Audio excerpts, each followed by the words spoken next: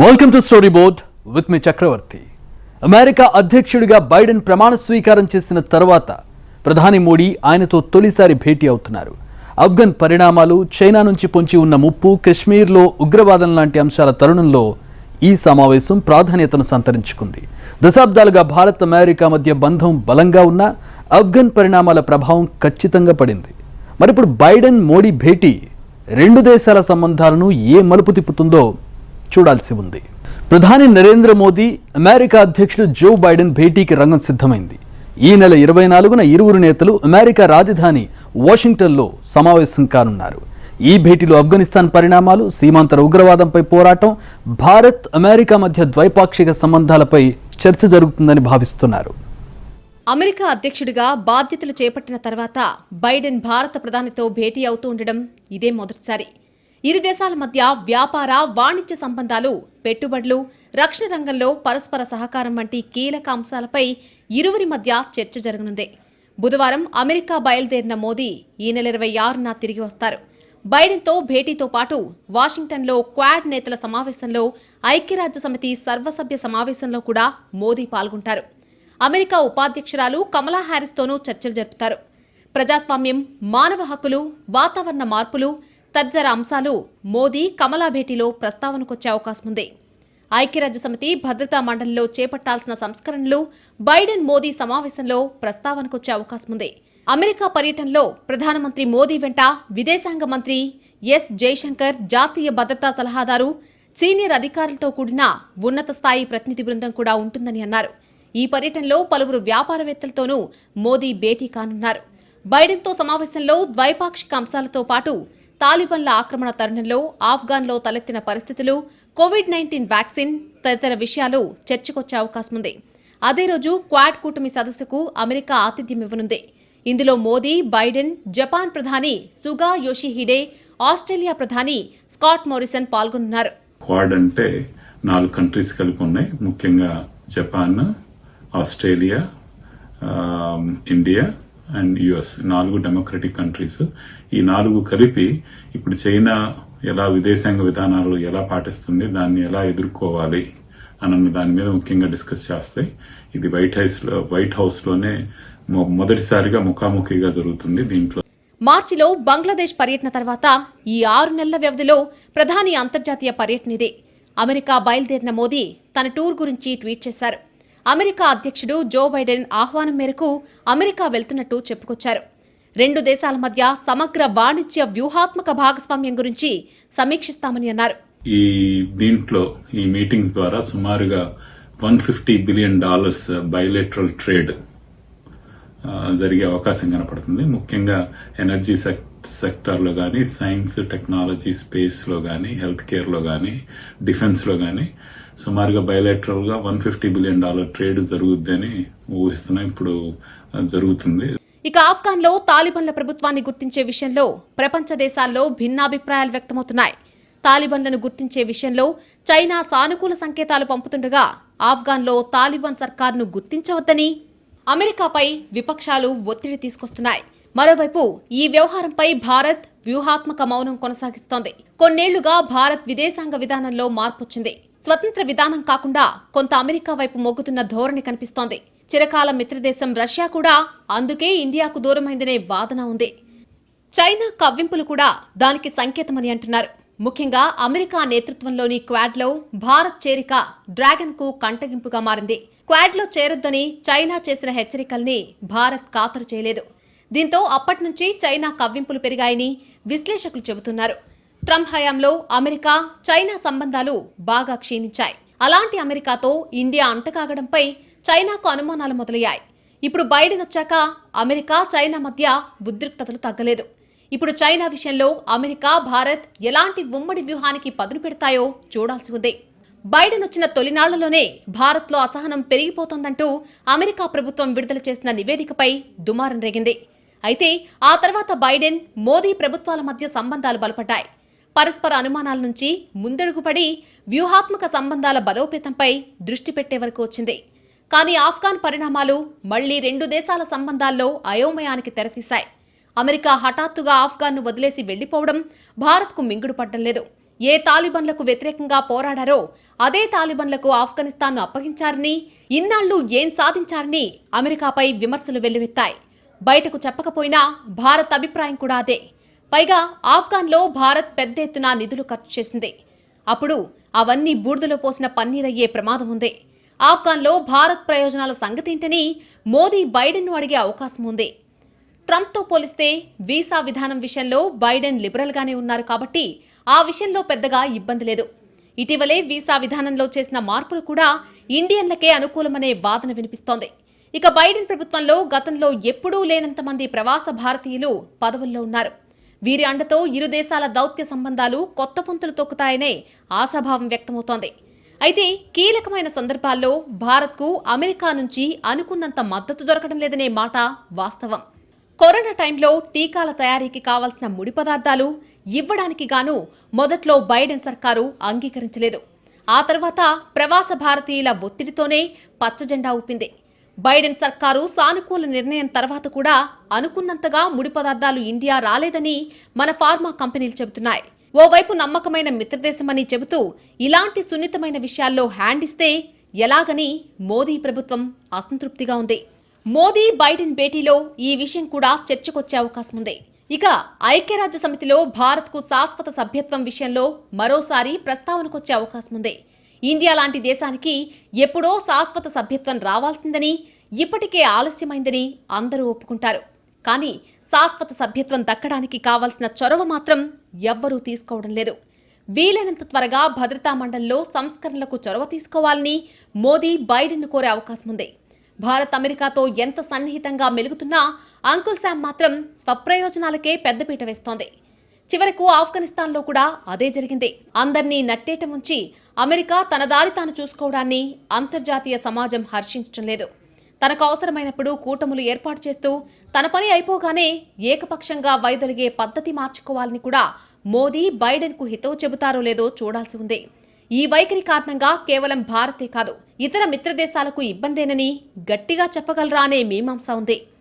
Bharat America దేశాల బంధం బలమైనదిగా America విదేశాంగ మంత్రి యాంటనీ బ్లింకెన్ ఇండియా వచ్చినప్పుడు వ్యాఖ్యానించారు. ప్రపంచంలోని ప్రజాస్వామ్య వ్యవస్థలను బలోపేతం చేయడంలో అతిపెద్ద ప్రజాస్వామ్య దేశాలైన భారత్, అమెరికా కీలక భూమిక పోషించగలవని ఆయన అభిప్రాయపడ్డారు. ముఖ్యంగా స్వేచ్ఛ, సమానత్వం పట్ల ఇరు దేశాలు తమ బాధ్యతలను నిర్వర్తించేందుకు తీవ్రంగా కృషి చేస్తున్నాయని అన్నారు.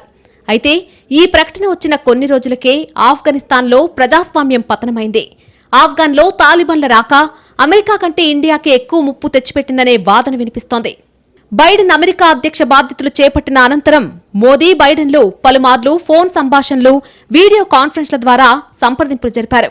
వీరిద్దరి మధ్య చివరిగా ఏప్రిల్ 26న ఫోన్ సంప్రదింపులు జరిగాయి.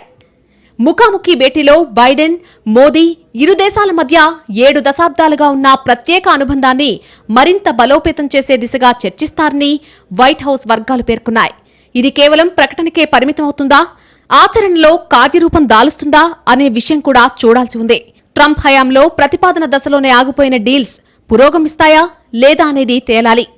ట్రంప్ అమెరికా ఫస్ట్ అనేటువంటి పాలసీస్తో రావటం వల్ల కొంత ఈ జిఎస్పి ట్రేడ్ బయలేటరల్ పాలసీలో ఏదైతే కొన్ని వాణిజ్యపరమైనటువంటి ఒప్పందాలు ఉండేవో వాటి వల్ల ఇండియన్ కంపెనీస్కి కొంత డిసడ్వాంటేజ్ జరిగింది, అంటే కొంత ఇబ్బందులు కూడా జరగడం జరిగింది. మోదీ గత అమెరికా పర్యటనలో విదేశాంగ విధానం కంటే ప్రచారం మీదే ఎక్కువ దృష్టి పెట్టారనే భావన ఉంది. ఎన్ఆర్ఐలతో భారీ సమావేశాలు, అమెరికా కంపెనీ సీఈఓలతో భేటీలకే ఎక్కువ ప్రాధాన్యత ఇచ్చారని, కీలకమైన దౌత్యాంశాలపై తక్కువ ఫోకస్ పెట్టారని చర్చ నడిచింది. ఈసారైనా ఆ వైఖరి మారాలని విశ్లేషకులు సూచిస్తున్నారు. అమెరికాతో సంబంధాల విషయంలో ఎన్డీఏ ప్రభుత్వం ఇప్పటి వరకు తప్పటడుగులు వేసిందని, ఇప్పుడు 7.5 ఏళ్లు పూర్తయిన తర్వాతైనా ఓ స్పష్టమైన విధానం తీసుకోవాలని సూచిస్తున్నారు. అమెరికాతో బలపడ్డ సంబంధాల కారకంగా భారత్కు చిరకాల మిత్రదేశం రష్యాతో అనవసర దూరం పెరిగిందని, వీటన్నింటినీ బైడెన్తో భేటీలో ప్రస్తావించాలనే వాదన ఉంది. ఇరు దేశాల మధ్య సంబంధాలు బలపడ్డా అదే సమయంలో భారత్కు దౌత్యపరంగా జరిగిన నష్టం గురించి బైడెన్కు అర్థమయ్యేలా చెప్పాలనే అభిప్రాయాలు ఉన్నాయి. భారత్ ఇప్పుడు చాలా క్లిష్ట పరిస్థితులను ఎదుర్కొంటోంది. పాకిస్తాన్ నుంచి సీమాంతర ఉగ్రవాదం, చైనా నుంచి కవ్వింపులు చాలవన్నట్టు కొత్తగా ఆఫ్ఘన్లో తాలిబన్లు వచ్చుపడ్డారు. ఈ దేశాలన్నీ ఖచ్చితంగా ఇండియాకు శత్రువులే, పైగా పొరుగు దేశాలు. తాలిబన్లకు అమెరికాపై ఎంత వ్యతిరేకత ఉన్నా ఎక్కడో ఉన్న యుఎస్పై దాడి చేసే కంటే పక్కనే ఉన్న ఇండియాపై ప్రతాపం చూపించాలనుకుంటే మనకు తలనొప్పి తప్పదు. ఇప్పటికే ఇండియాను అమెరికా ఆప్తురాలుగానే చూస్తున్నాయి ఉగ్రవాద సంస్థలు. ఏకంగా రష్యా కూడా అమెరికా ఇండియా బంధంపై చేస్తున్న నర్మగర్భ వ్యాఖ్యలు అగ్నికి ఆజ్యం పోస్తున్నాయి. ఈ పరిస్థితి ఇలాగే కొనసాగితే పొరుగు దేశాల నుంచి కాచుకోవడం ఇండియాకు తలకు మించిన భారమవుతుంది. పేరుకు అమెరికాతో ఇండియాది 7 దశాబ్దాల బంధం. కానీ కీలకమైన కశ్మీర్ అంశంపై అమెరికా ఎప్పుడు ఎలా స్పందిస్తుందో ఎవ్వరికీ తెలియదు. పాకిస్తాన్తో అవసరమున్నప్పుడు ఒక మాట, లేకపోతే మరొక మాట అన్నట్టుంది అమెరికా విధానం. మనకు బలమైన నైతిక మద్దతు అవసరమైనప్పుడు ఎప్పుడూ అమెరికా తోడు నిలవలేదు. ఈ విషయాలన్నీ గుర్తుంచుకుని అమెరికాతో డీల్ చేయాలని మోదీకి నిపుణులు సూచిస్తున్నారు. పాకిస్తాన్ ఉగ్రవాదులకు నిలయంగా మారిందని ఇండియా ఎప్పటినుంచో మొత్తుకుంటున్నా అమెరికా సాయం చేస్తూనే ఉంది. చివరకు లాడన్ను పాక్ గట్టపైనే మట్టుబెట్టిన తర్వాత కూడా వైఖరి మార్చుకోలేదు. ఇప్పటికీ పాకిస్తాన్కు అమెరికా నిధులే కీలకం. అన్నీ తెలిసి పాములాంటి పాకిస్తాన్కు పాలు పోసి పెంచుతూ మరోవైపు ఉగ్రవాదంపై పోరులో తమ భాగస్వామ్యం ఉంటుందని అమెరికా ప్రకటించడం ఎవరి చెవిలో పూలు పెట్టడానికో గట్టిగా నిలదీయాల్సిన అవసరం ఉంది. ఉగ్రవాదులకు సపోర్ట్ చేసేటువంటి కంట్రీ మన నైబర్గా ఉంది. మనకు కూడా కాశ్మీర్లో వాళ్ళు, పాకిస్తాన్ వాళ్ళు ఏ విధంగా మన మీదకి టెర్రరిజాన్ని ప్రోత్సహిస్తారో ప్రపంచం మొత్తానికి తెలుసు. సో ఇటువంటి సమయంలో ప్రధానమంత్రి గారు డెఫినెట్గా అమెరికాలో ఈ విషయాల మీద చర్చిస్తారు. చైనా విషయంలో కూడా అమెరికా సేఫ్ గేమ్ ఆడుతున్న పరిస్థితి కనిపిస్తోంది. నేరుగా డ్రాగన్తో తలపడకుండా ఇండియాను ఎగదొయ్యాలని అగ్రరాజ్యం ప్రయత్నిస్తోంది. అదేమంటే చైనా మీకు మొదటి నుంచి శత్రువే కాబట్టి మీరు చూసుకోండి, మేం నైతిక మద్దతిస్తామని చెబుతోంది. ఇప్పటికే అమెరికాపై అతి నమ్మకంతో మనం ఆ దేశానికి దగ్గరగా జరుగుతున్నామని మిగతా ప్రపంచం భావిస్తోంది. చైనా మనకు శత్రుదేశమే అయినా ఆ దేశంతో మనకు వాణిజ్య సంబంధాలున్నాయి. వాణిజ్యానికి ఎలాంటి నష్టం కలగకుండా సరిహద్దు వివాదాన్ని డీల్ చేయాలి అనేది మన విధానం. ఇప్పటివరకు ప్రభుత్వాలు మారినా ఆ వైఖరే కొనసాగింది. కానీ ఎప్పుడైతే అమెరికాతో భారత్ బాగా దగ్గరైందో చైనాకు అనుమానాలు పెరిగాయి. మనకు వ్యతిరేకంగా చుట్టుపక్కల దేశాలన్నింటినీ ఏకం చేసే పనిలో పడింది చైనా. ఇప్పటికీ ఇండియా చుట్టూ కుంపట్లు రాజేసింది. చిరకాల మిత్రదేశం రష్యాను కూడా పక్కదోవ పట్టించింది. భారత్ ప్రయోజనాలకు నష్టం కలగనంత వరకే అమెరికాకు మద్దతిస్తామని మోదీ బైడెన్కు స్పష్టంగా చెప్పగలరా అనేది ఇప్పుడు అందరి మెదళ్లను తొలుస్తున్న ప్రశ్న. అమెరికాతో సంబంధాల విషయంలో ఇండియా నుంచి కూడా కొన్ని లోపాలున్నాయి. ఇక్కడ ప్రభుత్వం మారినప్పుడల్లా విధానంలో తేడా ఉంటోంది. అలా కాకుండా దేశ భవిష్యత్తును, సరిహద్దు వివాదాలను దృష్టిలో పెట్టుకుని శాశ్వత విధానానికి రూపకల్పన చేయాలని నిపుణులు సూచిస్తున్నారు. అమెరికా, ఇండియా వాణిజ్య సంబంధాల విషయంలో ఎలాంటి డోకా లేదు. ఆ విషయంపై పెద్దగా ఫోకస్ పెట్టకపోయినా పర్వాలేదు. కానీ దౌత్య సంబంధాల్ని మాత్రం ఖచ్చితంగా పునర్నిర్వచించాల్సిందే. అమెరికాలో పెద్ద ఎత్తున ఇండియన్లున్నారు. వాళ్లను దృష్టిలో పెట్టుకుని అమెరికాతో సన్నిహిత సంబంధాలు కొనసాగిస్తున్నాము అనేది మన పాలకులు పదే పదే చెప్పే మాట. ఈ విషయాన్ని ఎవ్వరూ కాదనడం లేదు. కానీ మన భద్రతను పణంగా పెట్టి రిస్కీ డీల్స్ కు రెడీ అయితే ఆఫ్ఘాన్ లాంటి పరిణామాలు రిపీట్ అవుతాయని నిపుణులు హెచ్చరిస్తున్నారు. తాలిబన్లతో ఏకపక్షంగా చర్చలు జరిపిన అమెరికా ఇండియాను కనీసం ఇన్వాల్వ్ చేయలేదు. తన పాటికి తాను సేఫ్ గా వెళ్లిపోయింది. కానీ ఇప్పుడు ఆఫ్ఘాన్లో ఉన్న ఇండియన్ల పరిస్థితి దినదినగండంగా మారిందని గుర్తు చేస్తున్నారు. అమెరికా ఇండియాకు పొరుగు దేశం కాదు, కానీ ఆలోచనలో మాత్రం చాలా దగ్గరి దేశం. అవకాశాల స్వర్గం అమెరికాలో సెటిల్ కావాలి అనేది ప్రతి భారతీయుడి కల. గత 7 దశాబ్దాల్లో 2 దేశాల సంబంధాలతో పాటు అమెరికాకు ఇండియన్ల వలసలు కూడా భారీగా పెరిగాయి. ఇప్పుడు ఎన్ఆర్ఐలు అమెరికా అధ్యక్ష ఎన్నికల ఫలితాలని ప్రభావితం చేసే స్థాయికి ఎదిగారు. ఏ పార్టీ అధికారంలోకి వచ్చినా ఖచ్చితంగా ఇండియన్ కమ్యూనిటీని దృష్టిలో పెట్టుకోవాల్సిన పరిస్థితిని సృష్టించారు. అమెరికాలో ఉన్నత పదవుల్లో భారతీయులుండడం ఇప్పుడు చాలా సాధారణ విషయంగా మారిపోయింది. మరి ఆ మేరకు భారత్కు ప్రయోజనం దక్కిందా అంటే గట్టిగా అవునని చెప్పలేని పరిస్థితి ఉంది. అమెరికా కొత్తగా ఏర్పాటు చేసిన క్వాడ్ కూటమి కూడా భారత్ దౌత్య సంబంధాలని ప్రభావితం చేస్తోంది. అమెరికా కూటమిలో భారత్ చేరడాన్ని చాలా దేశాలు అనుమానంగా చూస్తున్నాయి. చైనా ముప్పు కాచుకోవడానికే ఈ కూటమి ఏర్పాటు చేశామని అమెరికా చెబుతున్నా దీని వెనుక ఇంకేదో ఉందనే సందేహాలు వ్యక్తమవుతున్నాయి. అమెరికాతో బలమైన సంబంధాల కోసం భారత్ చేసిన త్యాగం చాలా ఉంది. చిరకాల మిత్రదేశం రష్యాతో దూరమే కాదు, ఇరాన్ నుంచి చవకగా వచ్చే పెట్రోల్ను వదులుకోవాల్సి వచ్చింది. దేశంలో చమురు మంటలు ఎగిసిపడ్డానికి ఇది కూడా ప్రధాన కారణం. ఈ కారణంగా అప్పటి వరకు భారత్ను తటస్థ దేశంగా గౌరవించిన ఇరాన్ చైనా వైపు మళ్లింది. భారత్కు వ్యూహాత్మకంగా కీలకమైన చాబహార్ పోర్ట్ నిర్మాణం ఆగిపోయింది. మరోవైపు చైనా ఇరాన్లో పట్టు పెంచుకుంది. ఇవన్నీ భారత్కు సవాల్ విసిరే పరిణామాలే. ఎక్కడో సప్త సముద్రాల అవతల ఉన్న అమెరికా కోసం ఇరుగు పొరుగు దేశాలతో తగాదా కొని తెచ్చుకుంటామనే వాదన గట్టిగానే వినిపిస్తోంది. అన్ని దేశాలతో సమాన దూరం పాటించే గతకాలపు అలీన విధానానికి మరోసారి మళ్లాలనే అభిప్రాయాలు ఉన్నాయి. ముఖ్యంగా వీలైనంత త్వరగా రష్యా విషయంలో డ్యామేజ్ కంట్రోల్ చేసుకోవాలి. చైనా, రష్యా ఉమ్మడిగా సైనిక విన్యాసాలు చేసే వరకు వెళ్లాయి. ఇవన్నీ జరగాలంటే పట్టు విడుపులు ఉండాలని మోదీ బైడెన్ కు నచ్చజెప్పగలగాలి. భారత్ ప్రయోజనాలను దృష్టిలో పెట్టుకుని అమెరికా వ్యవహరించాలి. కేవలం అగ్రరాజ్యం ప్రయోజనాలే చూసుకోకూడదని చెప్పాల్సి ఉంటుంది. అమెరికాకు ఏదో దేశంతో శత్రుత్వం ఉందని ఇండియాను కూడా సంబంధాలు తెంచుకోమనడం ఏ విధంగానూ భావ్యం కాదు. ఇప్పుడు ఇరాన్ విషయంలో అదే జరిగింది. ఇకపై అయినా ఇలాంటి పొరపాట్లు జరగకుండా జాగ్రత్త పడాలి. అమెరికాకు ఎలాగైతే ఆ దేశ ప్రయోజనాలు, ఆ దేశ పౌరుల భద్రత, రక్షణ ముఖ్యమో ఇండియాకు అంతేనని గట్టిగా గళమెత్తాలి. భారత్ గతంలో మాదిరి దేశం కాదు, ప్రపంచ శక్తిగా ఎదుగుతోంది.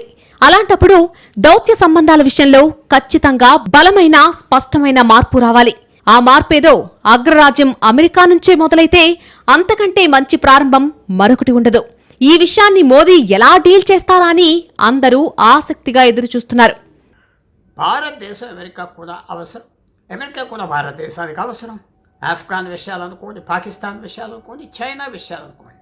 సో ఈసారి నరేంద్ర మోడీ జో బైడెన్ కలిసినప్పుడు చాలా కాన్ఫిడెంట్గా భారతదేశాన్ని రిప్రజెంట్ చేస్తూ మనకున్న ఇంట్రెస్ట్ చెప్పి అవి ఎక్కడైతే అమెరికా కూడా కుదురుతుందో భారతదేశం ఇంట్రెస్ట్, అమెరికన్ ఇంట్రెస్ట్ మొదలుకెళ్తారు.